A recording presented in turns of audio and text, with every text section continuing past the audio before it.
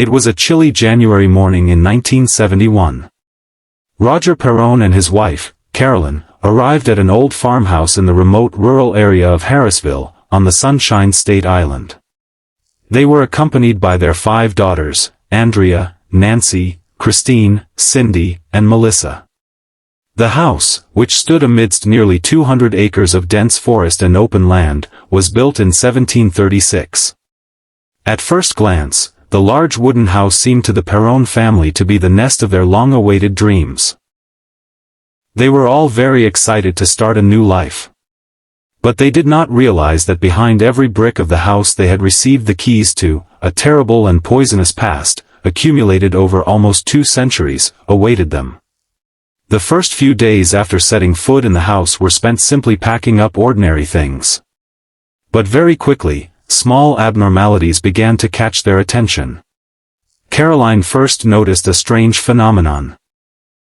She would go from the kitchen or living room to another room and return a few minutes later to find the broom she had left hanging in the corner in another room or lying on the floor. The furniture was moved around even when the doors and windows were all closed. Then came the sudden changes in temperature. Even in mid-May, the temperature inside the house would suddenly drop below zero. Especially at night, when walking in certain parts of the house, it felt as if someone had poured ice water on it. But these were just long ominous warnings. The real trouble began a few weeks later, when the house began to show its true colors in the darkness of the night. Every night, at 3:15 a.m., a terrible and eerie silence would descend upon the farmhouse. At that very moment, a strange and pungent stench, like rotting flesh, would permeate the house. Even though the air outside was perfectly still, the doors and windows inside would suddenly start to shake loudly. The Perrons' 2 young daughters, Cindy and Melissa, would often wake up in the middle of the night, staring into space, laughing hysterically. When Caroline asked them who they were talking to, Melissa would answer without hesitation, a little boy named Manny. Melissa said that Manny lived with them, rolling toys on the floor, and often whispering to them that they should never leave the house. At first, they thought it was just a child's imagination, but gradually the invisible entity's behavior began to become violent. One night, Caroline woke up. She felt someone walking heavily on the wooden floor next to her bed. Her blood ran cold as she opened her eyes and peered into the darkness. She saw the figure of an old woman standing very close to her bed. She was wearing a worn and dirty 19th-century gown, her head tilted strangely to one side, and 2 deep dark holes where her eyes were. The being whispered in a strange, pitiful yet violent voice, "Hide in the darkness, or I will destroy you all." The next morning, Caroline woke up to find round, purple marks on her body that looked like invisible pinches and needles. The horror of the incident grew so severe that the 5 sisters in the family were afraid to sleep alone at night. They often described feeling as if an invisible person was pulling their hair or putting awkward pressure on their legs while they slept. The Perron family was horrified to learn of the house's tragic and cursed history. Later, after searching local documents and historical information, it was revealed that this farmhouse, built in 1736, had been the site of many mysterious and gruesome deaths over the years. The house's darkest past involved a woman named Bathsheba Sherman, who lived there in the 19th century. According to locals, Bathsheba was a witch who followed Satan. It was said that she sacrificed her only month-old baby to the devil and killed him by sticking a large needle in her forehead. Later, before facing trial and punishment, Bathsheba committed suicide by hanging herself from an old tree branch behind the farmhouse. However, just before she died, she placed a severe curse on the entire land and everyone who would set foot on this land in the future. Almost all of the people who have come to live in this house since Bathsheba's death have suffered some kind of tragic accident. A review of the documents shows that the estate was the site of several fires, mysterious drownings, and suicides. When the Perron family moved into the house, Bathsheba's evil spirit became most angry and violent towards Caroline Perron. The floor of the house was often seen soaked in blood, which would disappear into the air after a while. Bathsheba seemed to have vowed to mentally destroy the Perron family. No room in the house was safe.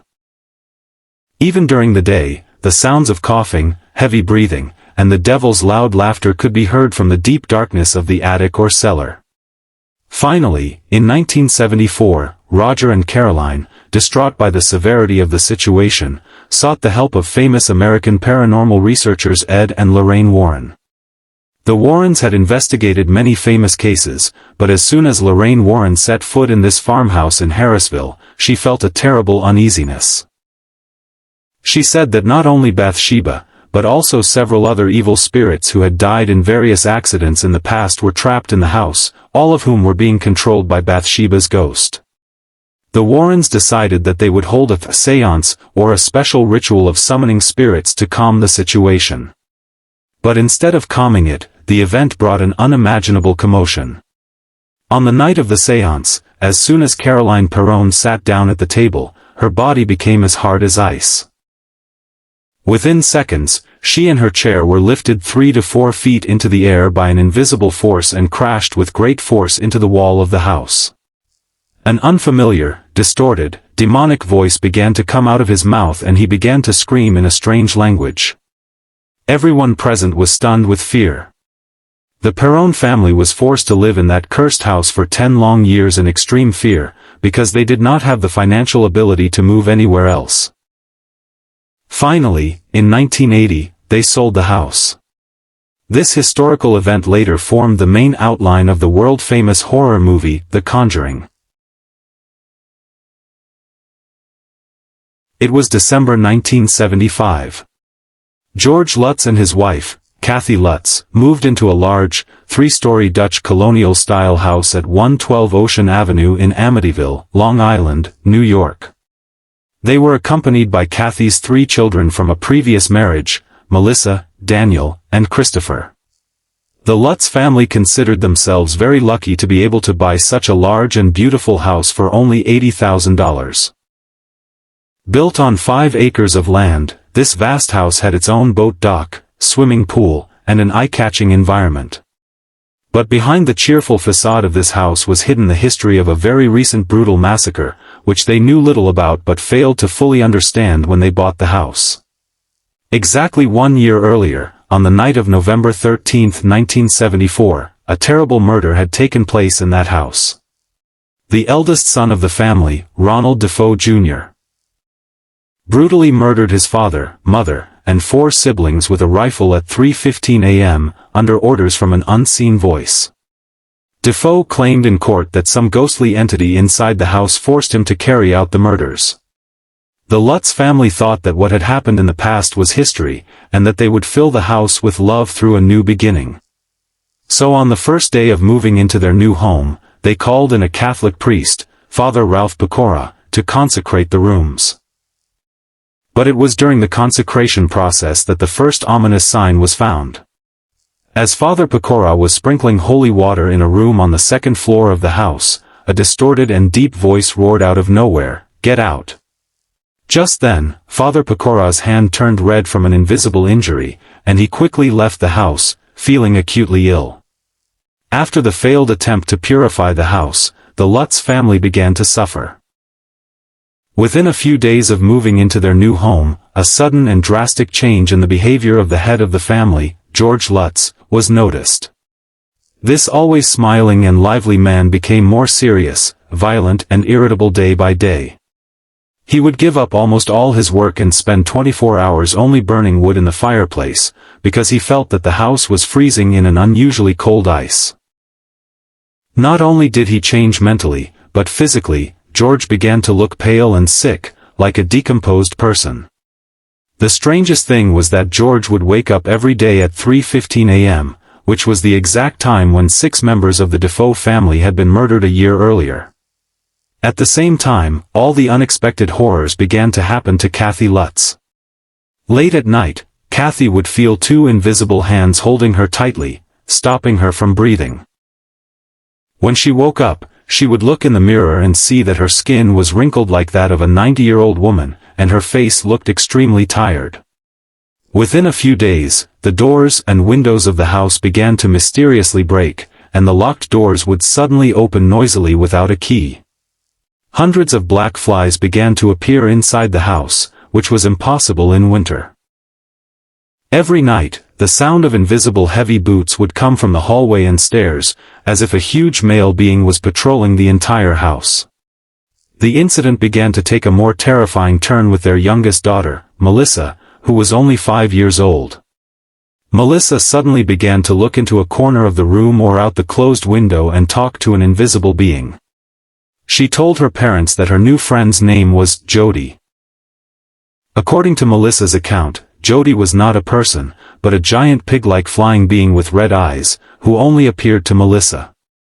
One night, George Lutz was standing in the yard of the house and looked out the window when he saw two glowing red eyes shining in the darkness next to Melissa's window. Terrified, George quickly ran upstairs, but when he entered the room, he saw Melissa fast asleep, while the impression of a pig's scythe was clearly visible on the window glass. Every night, the atmosphere in the house became so heavy and poisonous that it became impossible for the whole family to live a normal life. When going down the stairs, it felt like someone was pushing from the side, and the things kept in the kitchen would crash to the floor with great force. The most terrifying incident occurred in the basement of the house. George found a small secret room hidden in the walls of the basement, the walls of which were covered with a crimson cloth. From there, a strong, unpleasant smell of rotting corpses constantly emanated. The Lutz family's pet dog was extremely afraid to even go near the red room and barked pitifully all day long. It was understood that the room was used for some satanic ritual, which kept a permanent demonic force in the entire house. Finally, on a dark night in 1976, the events took a final turn. That night, at midnight, the entire house began to shake, as if a powerful earthquake or flood had struck. Pictures and clocks on the walls fell down with a loud noise and began to crumble.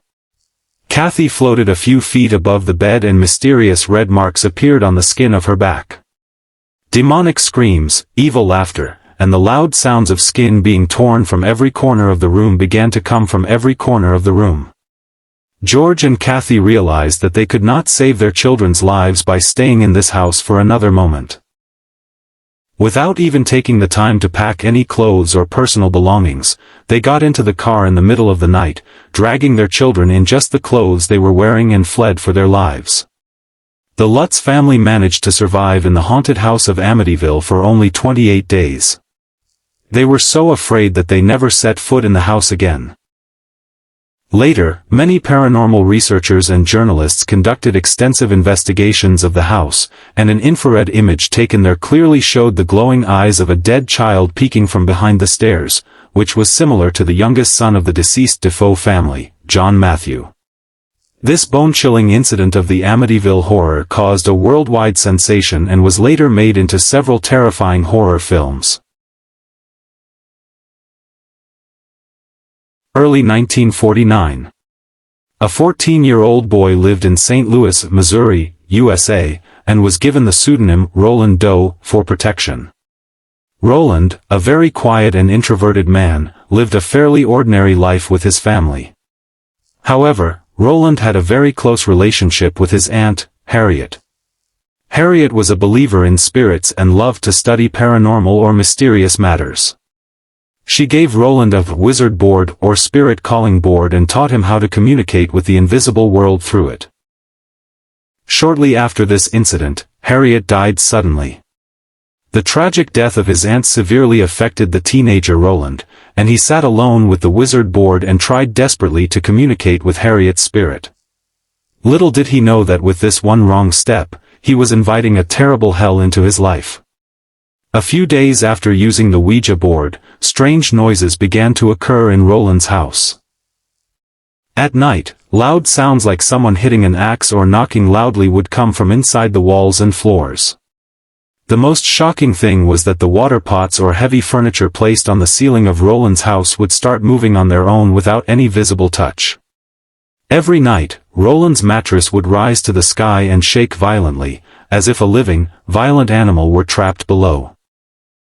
At first, the family members thought it was a natural earthquake or a problem with the old wooden house.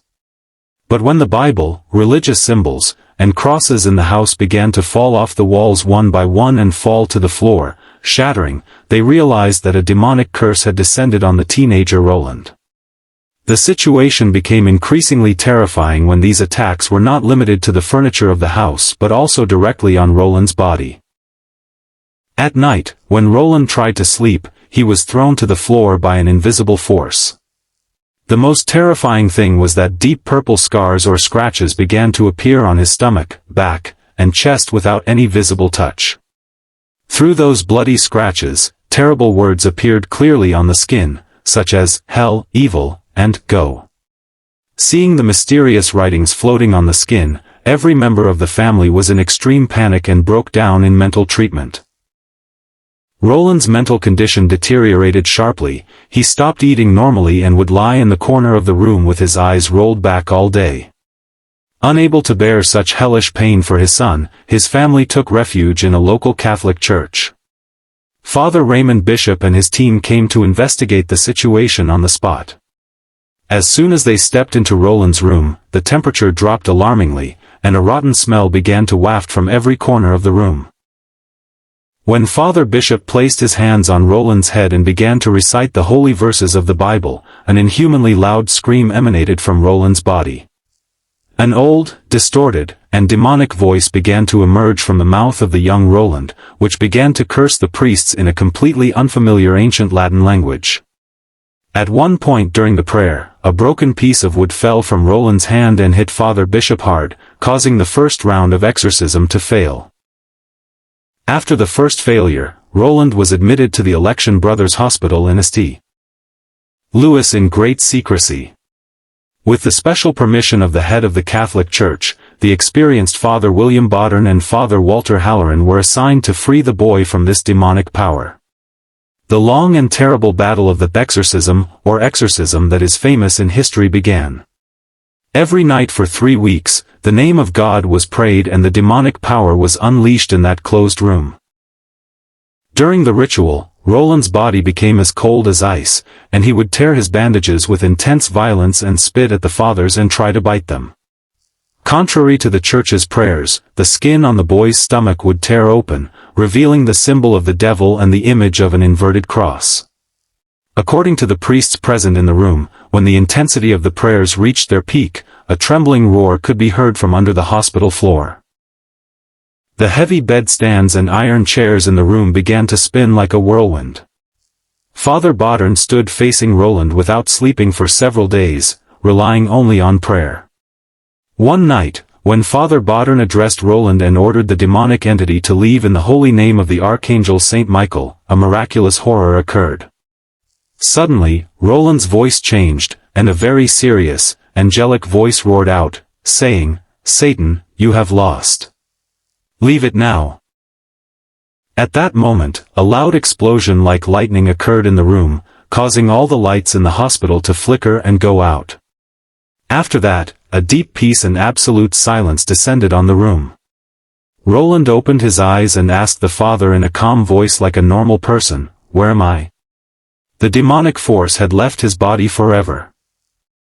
This true and bone-chilling real-life incident was documented by the doctors present, which was later used as the main plot of the world-famous horror masterpiece, The Exorcist, book and film.